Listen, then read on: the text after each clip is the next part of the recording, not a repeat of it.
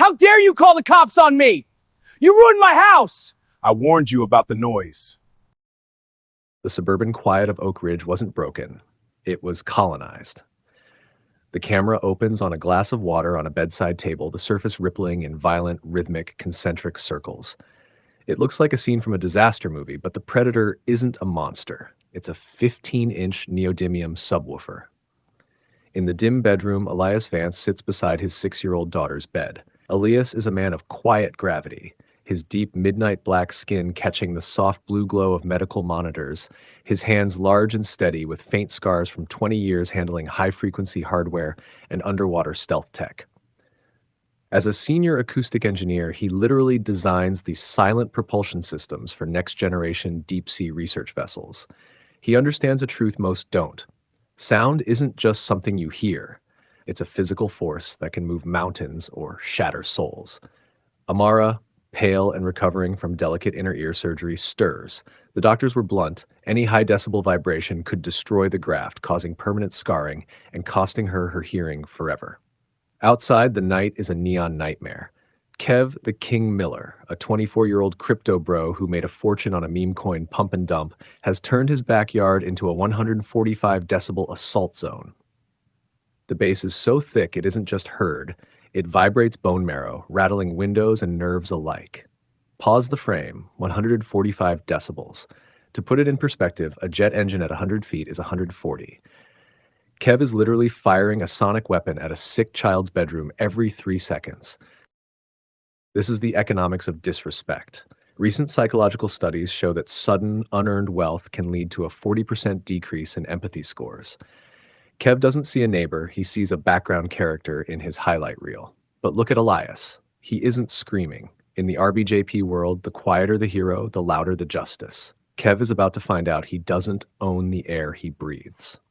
Elias rises, his hoodie faded with MIT acoustics barely legible. He steps to the fence, neat, sturdy, plain compared to Kev's glass and chrome monstrosity. Kev sees him and pulls out his phone, live streaming to his wolf pack of 500,000 followers. Yo, wolf pack, look at this. The shadow is back, Kev shouts, sneering with a thin, sharp, racist undertone. Hey, Elias, is the music too much for your shack? Maybe if you weren't so low frequency, you could afford a lifestyle like mine. Elias's voice is calm, surgical. Kev, my daughter just had surgery. These vibrations can harm her recovery. I ask as a neighbor, cut the subwoofers. Keep the music, just kill the low end. Kev laughs, spraying $1,000 champagne over the fence, the liquid splashing across Elias's shoes. Vibrations are the heartbeat of the rich, pal. If your kid can't handle it, move her to a library. My party stays loud until dawn, and your poverty tier fence? An eyesore, but I'm doing you a favor with a soundtrack for your boring life. The bass climbs to 150 decibels. The ripple in the night is visible against the porch lights. The next day, Elias doesn't call the police. He knows the $500 noise ordinance fines are just entry fees for someone like Kev. Instead, the camera pans to Elias's garage, his lab. It's cluttered with black panels that, to a layperson, look like speakers. To a physicist, they are lethal. Elias spends the afternoon calibrating the directional phase array. He isn't just building a wall of sound. He is targeting the resonant frequency of Kev's specific architectural glass and the human vestibular system. Here is the science Kev skipped. Sound is a pressure wave. If you hit a wave with its exact opposite, the anti-wave, it cancels out perfectly. Elias is setting up a sonic boomerang. Inside Amara's room, 0 decibels. But at the property line, the array reflects Kev's own energy back at a 180-degree phase shift. This creates constructive interference, multiplying the atmospheric pressure 4-fold. He's also targeting the 7 Hz frequency, the infrasonic nausea zone. Friday night, Kev's golden glitter party peaks. He mocks Elias on his live stream. Watch this, guys. Hit the ultra bass. See if the shadow's house falls down. Kev hits the button. The subwoofers roar. Inside Elias's home, the water glass is perfectly still. He reads a book beside Amara, who sleeps in ghostly silence. But outside, chaos reigns. The sonic boomerang strikes Kev's estate with the force of a physical blow.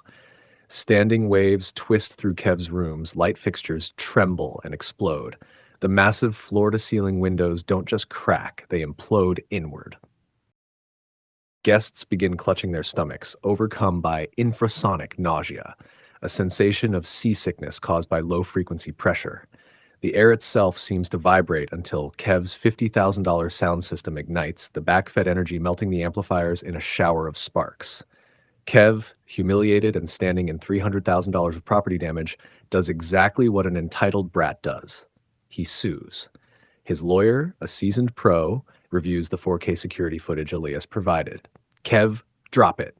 Elias Vance is the world's leading expert on acoustic trespass. You admitted on a live stream to targeting a child's recovery room. If we go to court, you're dead. But Kev insists he wants Elias bankrupted. In the public deposition, Elias sits in a bespoke suit. Kev's lawyer tries to argue that Elias attacked the house with a sonic weapon. Elias calmly presents a graph of the night's decibel levels. I played no music, Elias says, his voice cutting through the room. I simply refuse to let Mr. Miller's noise enter my home. My panels are passive response reflectors. If Mr. Miller hadn't turned his volume to 150 decibels, his windows would still be intact. He wasn't attacked by me. He was destroyed by the echo of his own ego. Because Kev ignored his lawyer and filed a frivolous suit, the judge triggered the malicious prosecution penalty. Here's the breakdown. $500,000 for acoustic torture, $1 million for the child's medical trust, and $500,000 for the racial harassment recorded on Kev's own live stream. Total, $2 million. Kev's crypto fund is frozen to pay the judgment. He is forced to sell his gold and glitter estate at a 40% loss to cover the legal fees. But the real punishment?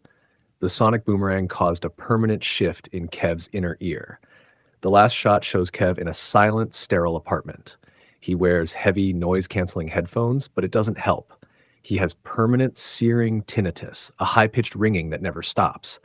He will never hear music again without physical pain.